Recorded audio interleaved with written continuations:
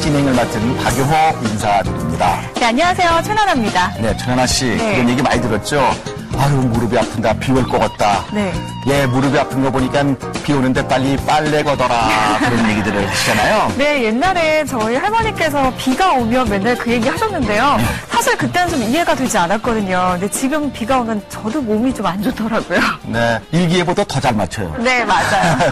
이게 다 관절염 때문에 그렇다고 그러는데 참 요즘 관절염을 앓는 분들이 많이 늘어났어요. 네. 지하철 건데 계단을 오르실 때 보면은 이 관절염 때문에 고생 많이 하시는 것 같아요. 네, 참 힘들어하시고. 그런 상황을 보면 안타까운데요. 그래서 준비했습니다. 여러분의 건강한 생활을 위한 TB 처방전, 명의클리닉. 오늘 주제가 바로 관절염입니다. 네, 관절염의 진단과 치료에 대해서 모든 것을 알아보겠습니다. 하나에서부터 10까지 확실히 해드리도록 하겠습니다. 먼저 화면부터 보시죠.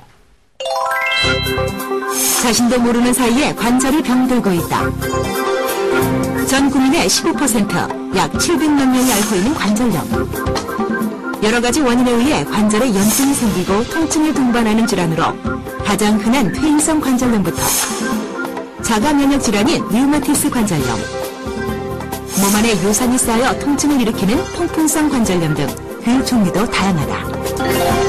노인성 5대 만성 질환으로 꼽히는 관절염. 오늘 이 시간 관절염의 진단과 치료법에 대해서 꼼꼼히 살펴보자. 네, 명의클리닉 오늘은 관절염의 진단과 치료에 대해서 알아보는 시간인데요. 자세한 도움 말씀 주시면 소개해드리겠습니다. 정형외과 전문의이시고 서울 성심병원의 이성 원장님 나와주셨습니다. 안녕하세요. 감사합니다. 네, 그리고 방청객 10분 함께 하십니다. 네, 안녕하세요. 감사합니다. 또 박수 주시고. 네, 우리 주위에 이렇게 이번 관절염을 앓으신 분들, 고생하신 분들 참 많습니다. 저도 나이는 그렇게 많이 먹지 않았지만은 관절염 때문에 좀 고생을 하고 있는 편이 돼서 오늘 기대가 대단히 되고 있거든요. 네. 아마 그런 분들 많이 계실 거예요. 네, 정말 그 관절 때문에 고생하시는 분들이 한 가구에 한 명 정도씩은 있는 것 같아요. 저희 할머니께서도 관절염 때문에 굉장히 오래 고생을 하셨거든요. 네. 이런 분들 많으실 텐데 오늘 좋은 정보 많이 기다리고 있으니까요. 기대 많이 해주시기 바랍니다. 그리고 방송 보시면서 관절염에 대해서 궁금하신 분들은요. 메디티비 홈페이지 www.imeditv.com에 접속하셔서 궁금증 남겨주시면 또 자세하게 설명해 드리겠습니다. 네. 오늘 관절염의 진단과 치료에 대한 얘기거든요. 상당히 많은 분들이 관심 가지실 텐데. 네. 근데 흔히 무릎이 시리고 아프다 그러면 무조건 다 관절염이다. 이렇게 네, 얘기를 저도 하시거든요. 그렇게 알고 있었어요. 그래서 원장님한테 한번 우선 여쭤보겠습니다. 네. 관절염의 정의는 어떻게 되겠습니까? 어떤 걸 관절염이라고 합니까? 네. 지금 말씀하신 것처럼 되게 우리 무릎 관절 가지고 이야기를 많이 하죠. 무릎은 우리 관절의 대명사입니다. 또 관절이라 하는 것은 역시 이제 뼈와 뼈 연결 마디가 되겠죠. 이 마디가 뼈와 뼈끼리 서로 부딪히면 빨리 닳고 마모되므로 그 관절 면에 그 속에 아주 보드라운 연골이 있습니다. 연골과 연골이 뼈를 보호하고 마디가 이제 원활하게 잘 움직여지도록 이렇게 한 게 관절인데 그 관절 또 그 싸고 있는 주머니 또 관절막이라 그러죠. 이 주변에 어떤 병적인 문제가 생깁니다.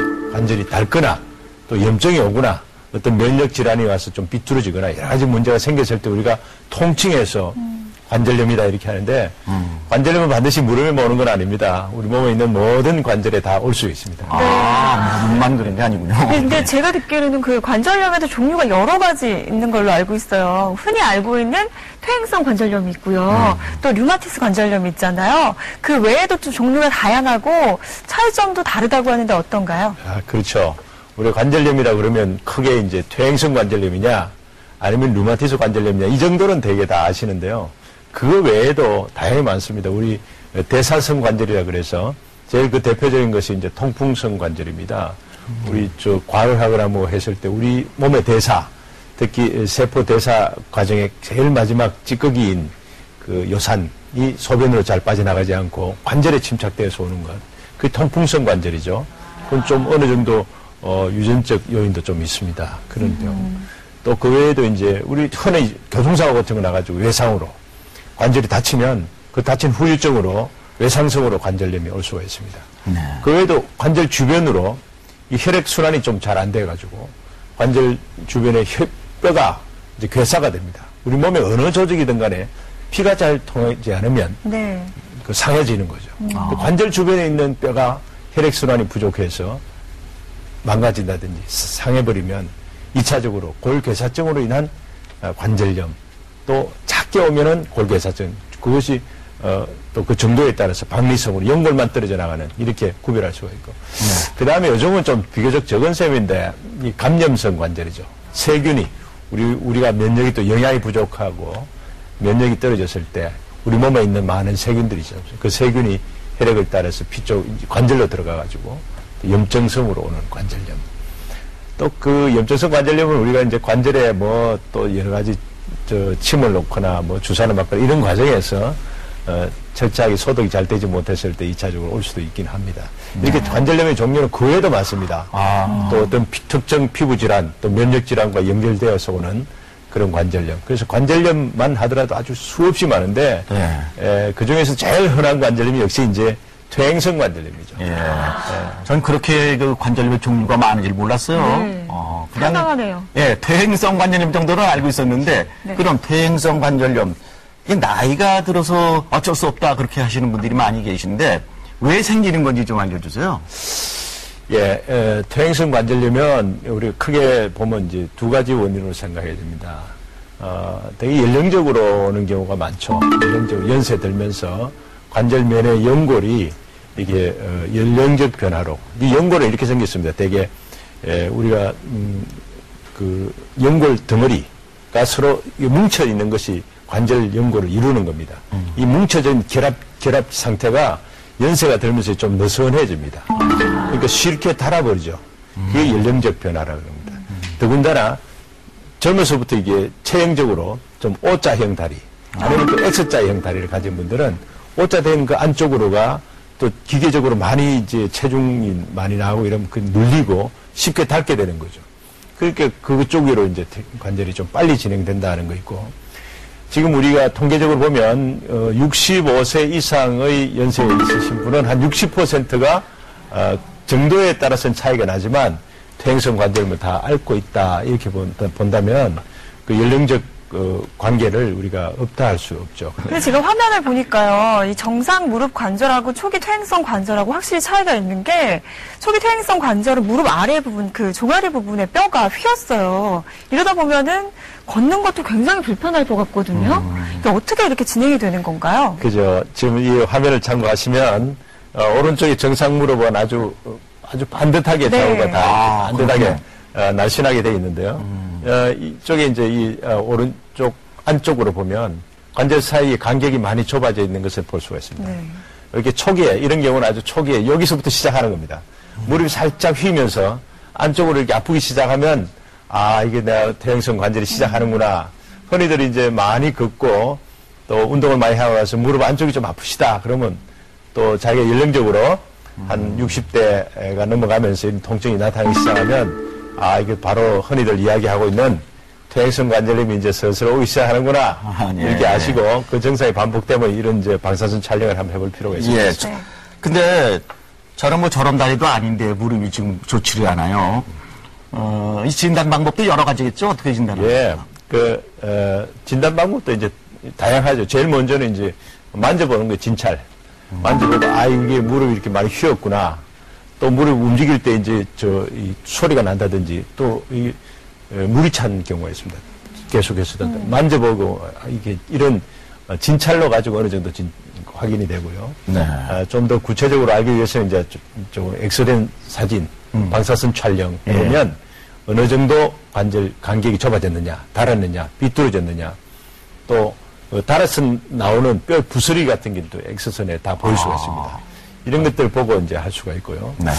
그 다음에 이제 요즘은 이제 그 정도가, 그 깊이가, 다른 깊이가 뼈속 깊이 다르느냐 아니냐, 또 정확하게 아까 관절염 원인 종류들이 많이 있지 않습니까?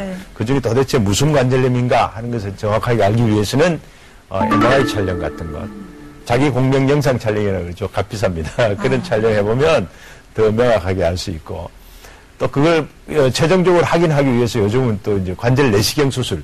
여러분도 잘 아실 거예요. 위 내시경 같은 거 해서 위 속에 위벽이 얼마나 흘러나가 직접 눈으로 의사가 직접 보고 진단하는 관절 내시경 방법.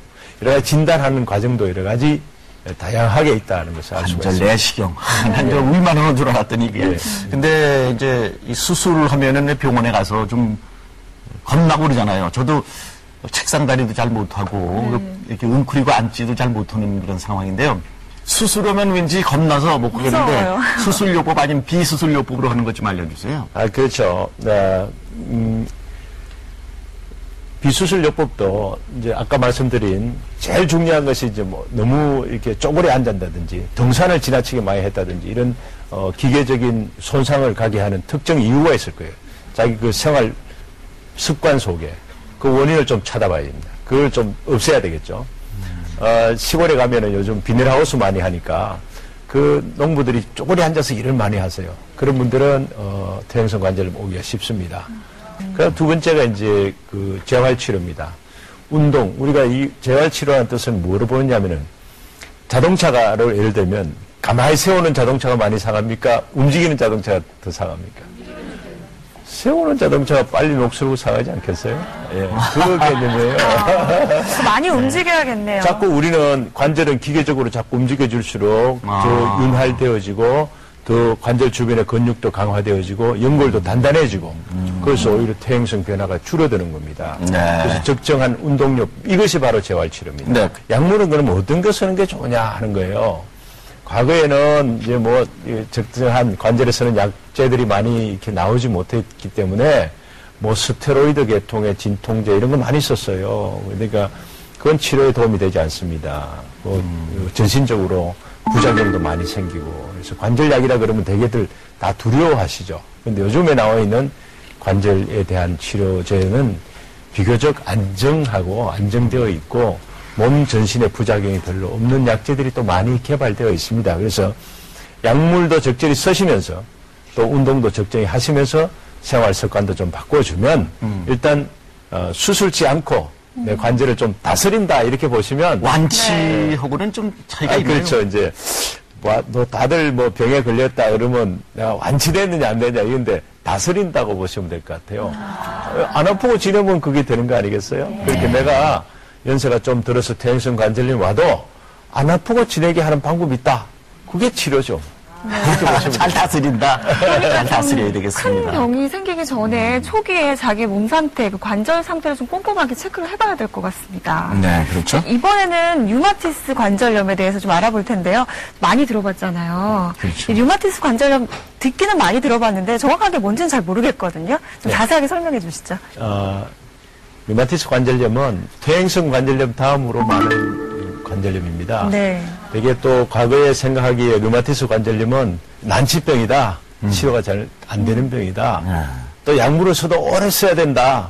또 심하면 수술까지 받아야 된다. 이런 어느 정도 상식은 다 갖고 계세요. 그러다 보니까 내가 혹시나 류마티스 관절염에 걸리지 않을까. 류마티스 공포증이 다 있으세요.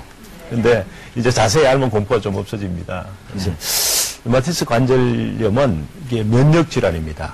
우리 몸에 있는 면역 세포가 있습니다. 우리 몸에는 외부로부터 얼마든지 공격받을 수 있어요. 세균도 들어올 수 있고, 뭐 상처도 입을 수 있고, 여러 가지를 방어할 수 있는 방어 세포가 있습니다. 면역 세포. 그 중에 이제 T자 세포라는 게 있는데, 그 T자 세포가 자기 뼈인데도, 자기 관절인데도, 자기 관절 세포인데도 불구하고, 이게 내 것이 아닌 것처럼 느끼는 이상 반응을 일으키는 겁니다. 면역 복합 질환이다. 이렇게 보면 됩니다. 이게 보통 문제가 아니잖아요. 자기 식구를 자기라고 안 여기니까, 자기 거로 안 여기니까 이게 엄청난 문제죠. 그 자기 몸에 대한 자기 반응을 일으켜서 염증성 변화, 관절의 염증성 변화가 일어나고, 첫째, 관절이 자꾸 붓고 아프고, 되게 이건 좀, 아까 보신 퇴행성 관절염보다 좀 더 일찍, 이런 나이에 시작합니다. 40대에서부터